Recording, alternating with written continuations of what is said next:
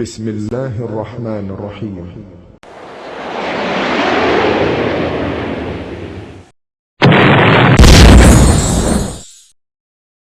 بسم اللہ الرحمن الرحیم. محترم سامعین، جنوری سن 2010 میں معراج ربانی پر ہندوستان میں گستاخ اولیاء کا مقدمہ درج ہوا اور وہ 11 ماہ تک چلا. ضمانت کے بعد اس نے جو انٹرویو دیا اس میں اس نے یہ موقع اختیار کیا کہ اس نے 14-15 سال قبل بھی معین الدین چشتی رحمۃ اللہ علیہ کی بابت کوئی گستاخی کے کلمات نہیں کہے تھے، بلکہ کٹ پیسٹ کر کے آدھی بات ادھر آدھی بات ادھر کر کے موبائل میں ایسے چلائے. کلپ سنیں. ہماری سیدھیاں 14-15 سال پہلے ٹھیک ہے، ہم نے صوفیائیت کا ایک نقشہ پیش کیا کہ صوفی لوگوں کے ایمان اور عقیدے کیا ہیں. ہم نے معین الدین چشتی اجمیری کے تعلق سے بھی کوئی گستاخی کے کلمات نہیں کہے، تو اس کے باوجود بھی اصل میں کیا ہوا، یہ چونکہ یہ میڈیا کا دور ہے، کٹ پٹ کر کے یہ لوگ جو ہے آدھی بات ادھر آدھی بات ادھر کر کے انہوں نے SMS کے ذریعے موبائل میں ڈال کر کے اور لوگوں کو گمراہ کرنے کی کوشش. اثر تجھ پر نہیں کچھ بھی، یوں ہی تو تن کے بیٹھا ہے. اثر تجھ پر نہیں کچھ بھی، یوں ہی تو تن کے بیٹھا ہے. خدائی سارے کافر ہے، تو مومن بن کے بیٹھا ہے. خدائی سارے کافر ہے، تو مومن بن کے بیٹھا ہے. محترم سامعین، آپ نے معراج انڈین کا موقف سنا، لیکن اس کا یہ موقف سچائی پر مبنی ہے یا یہ مگرمچھ کے آنسو ہیں؟ اس کے تعین کے لیے ہم آپ کو 14-15 سالہ پرانی اسی تقریر کا اوریجنل کلپ سناتے ہیں جس میں اس نے حضرت خواجہ معین الدین چشتی اجمیری اور حضرت علی حجویری رحمۃ اللہ علیہ کے بارے میں 3 دفعہ گستاخانہ کلمات کہے.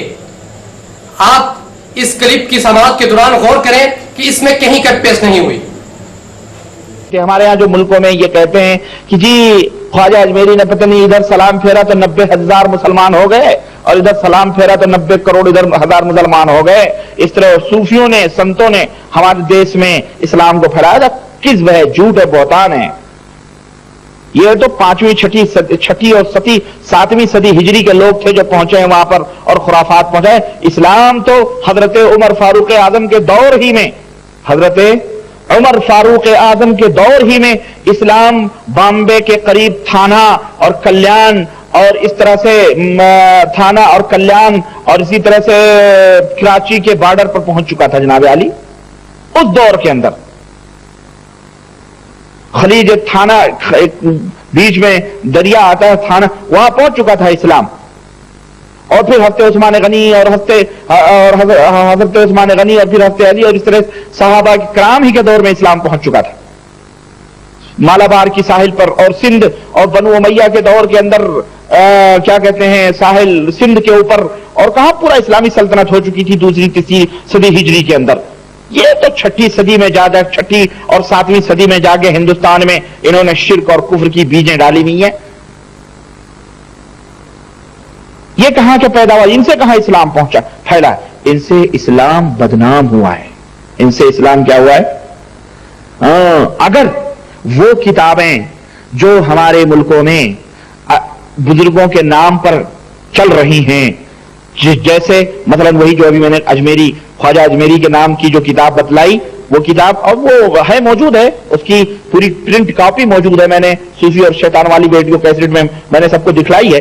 اس کے اندر موجود ہے کشف المحجوب جیسی خرافات جو داتا گنج حجویری کے نام سے یاد کیے جاتے ہیں، ان کی اپنی لکھی ہوئی کتاب میں دکھاؤں گا انشاءاللہ. اس کے اندر بھی خرافات جو موجود ہیں.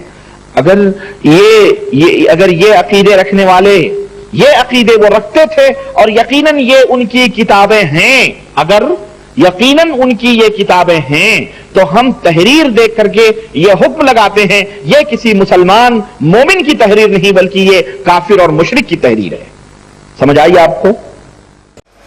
تجھ کو شاید خود نہیں معلوم اپنے گھر کی بات. تجھ کو شاید خود نہیں معلوم اپنے گھر کی بات. جب بصیرت ختم ہو تو کیا پتا دن ہے کہ رات. جب بصیرت ختم ہو تو کیا پتا دن ہے کہ رات. सामीन, आपने सुना कि इस मेराज हिंदुस्तानी ने ख्वाजा अजमेरी का नाम लिया और फिर कहा ये तो 6वीं 7वीं हिजरी के लोग थे जो पहुंचे वहां पर और खुराफात पहुंचाई, ये उसकी तारीखी गुस्ताखी है।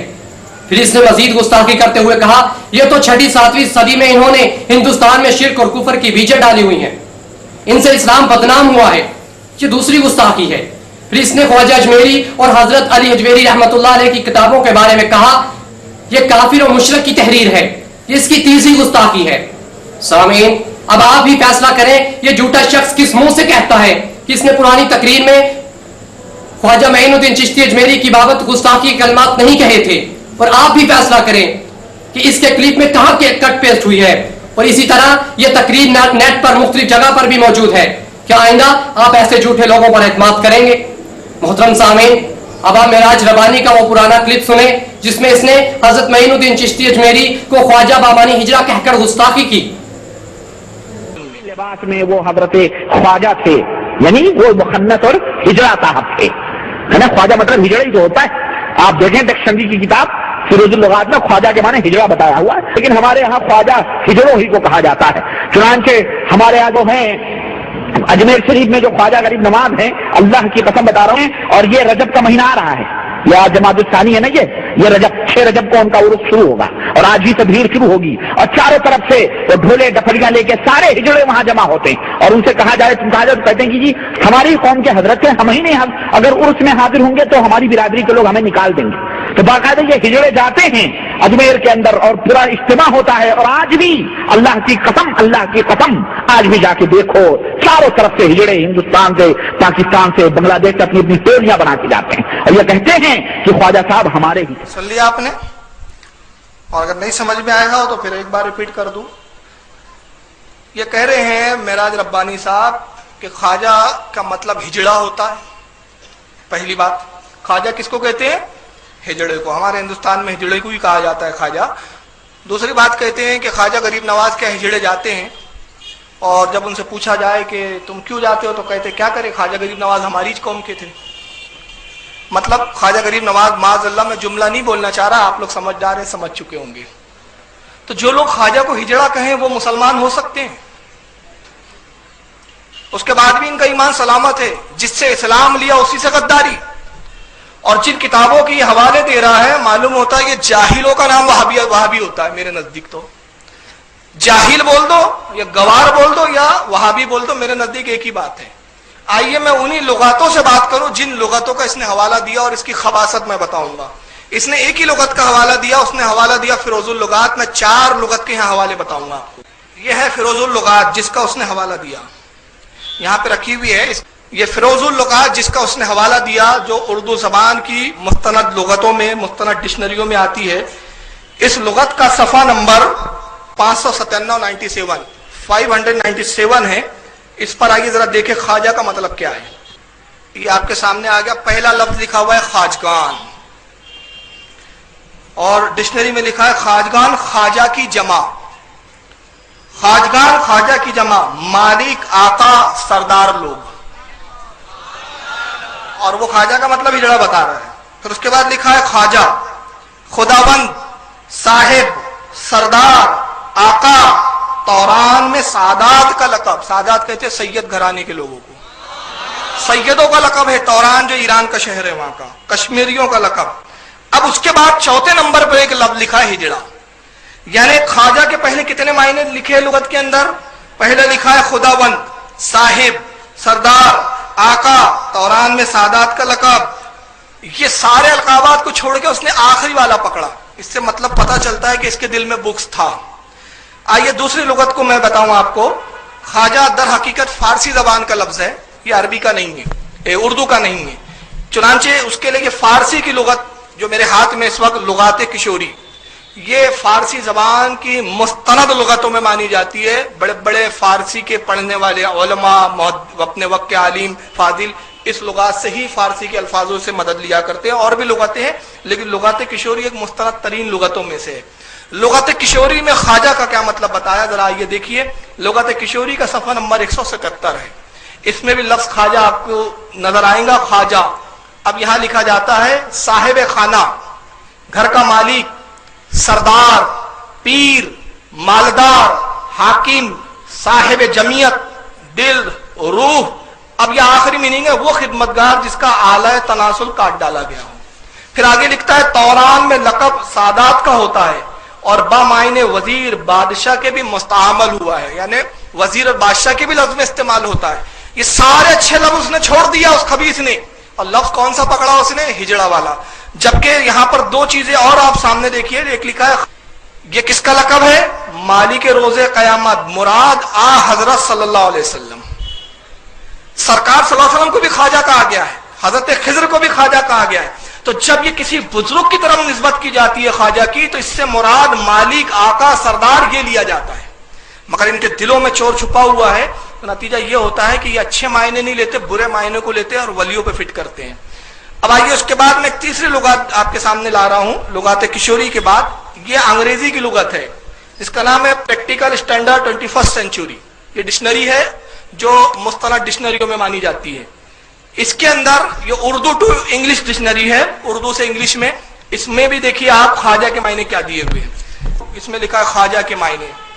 ख्वाजा, पहला वर्ड लिखा है टाइटल ऑफ रिस्पेक्ट, यानी ताजीम के लिए यह लफ्ज इस्तेमाल किया जाता है। ये पहला वर्ड देते हैं। फिर उसके बाद देखते हैं master, Lord, rich person, tycoon. ये जितने अल्फाज है, बिजनेस मैनेजमेंट, ये जितने अंग्रेजी के अल्फाज है, ये सब आला दर्जे के अल्फाज है। लॉर्ड यानी सरदार, मालिक, बादशाह के लफ्ज में लॉर्ड इस्तेमाल होता है। और पहला ही वर्ड जो डिक्शनरी में दिया वो क्या है? टाइटल ऑफ रिस्पेक्ट, यानी अदब के लिए लफ्ज इस्तेमाल होता है। मगर इन बदबख्तों को देखो कि ये सारे चीजों को छोड़कर ये बुरे मायने की तरफ जाते हैं। चलिए आगे देखिए, ये तीसरी मैं चौथी डिक्शनरी बता रहा हूं। ये बहुत पुरानी है, मेरे पास इतने सालों से कि ये रखे रखे भी अब बिल्कुल बोसीदा हो गई। इस डिक्शनरी का नाम है द स्टूडेंट्स प्रैक्टिकल डिक्शनरी। इसके लिखने वाले गैर मुस्लिम है, किसी मुसलमान ने नहीं लिखा है इंग्लिश में, ये भी इंग्लिश टू उर्दू है। इस डिक्शनरी का सफा नंबर 292 है। इत्तेफाक ये है कि इसका भी सफा नंबर 292 है। इसमें भी ख्वाजा के मायने क्या आया जरा देखिए। Khwaja, a master, a man of distinction, rich merchant. और उसके बाद फौरन लिखा है ख्वाजा खिजर, यानी हजरत खिजर अलैहिस्सलाम को भी ख्वाजा कहा जाता है। तो ये सारे अच्छे मायने छोड़े इन्होंने। अब मैं इसके बारे में महराज रब्बानी से ये कहूंगा कि अगर अच्छे मायने छोड़ के आप बुरे लेते हैं तो आपकी हालत क्या है पता है?